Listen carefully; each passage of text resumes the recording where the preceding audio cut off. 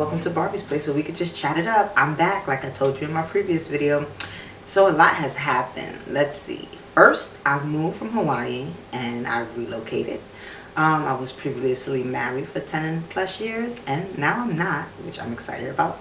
And I also graduated with my master's, which I think I told y'all in one of the previous videos, in ministry, and I wrote a second book, which I'll talk about later.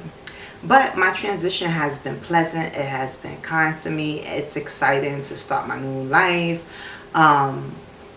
Yeah, being married was hard, and you know, a lot of people put these videos out about narcissism, and I didn't want to label him as that. But the more that I listened to what people have went through in those type of relationships, it's exactly what I was in, and I don't want to give any more power to it. I'm out. I'm free.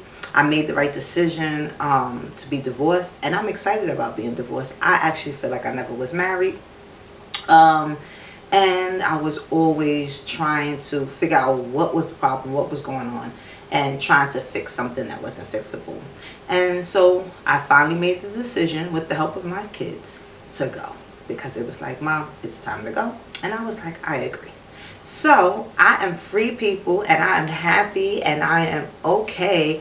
And you know, it was funny because there's information out there, oh, it takes 3 years, 4 years for you to get over a marriage and everything, but that's not necessarily true. But I found something that was also talking about it depends on when you know that your marriage is over. When do you start your healing? And for me, I knew my marriage was over in 2017, but I tried to make it work and keep at it. But technically I was healing within the marriage.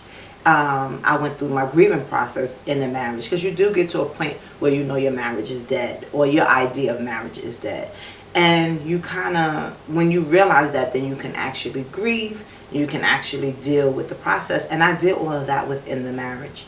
And now that I'm out, it's like I didn't even realize how much I was protecting myself and my children. I went into a new home, and I did things differently than I've done in any home that I've been in since my childhood. And I didn't realize how much I'm relaxed now and how much I wasn't relaxed before. And it's just so interesting when you don't realize how much you're in bondage, that when you're free, you look back and you're like, holy crap, I was in some mess. But there's positive to everything. There's two sides to everything. And the positive thing that I will say is that it taught me self-love. It taught me to respect myself. It taught me boundaries, and it taught me not to play any games.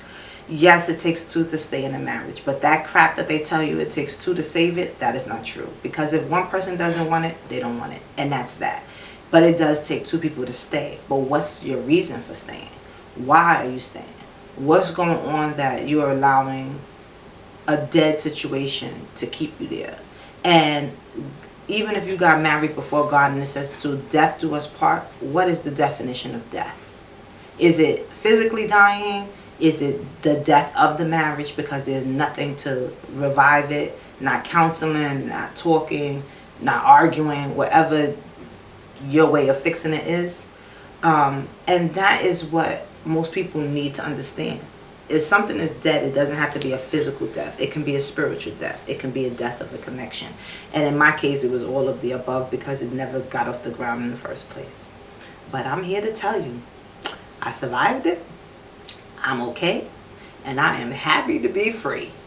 So I pray for anybody who's going through what I went through, as far as like not being in a stable or good marriage. I pray that you get your freedom.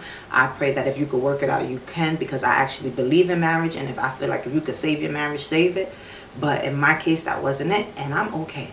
And I wanted to say to y'all that I'm in transition, and I'm excited about my transition. So I thank you for tuning into Barbie's Place, where we could just chat it up.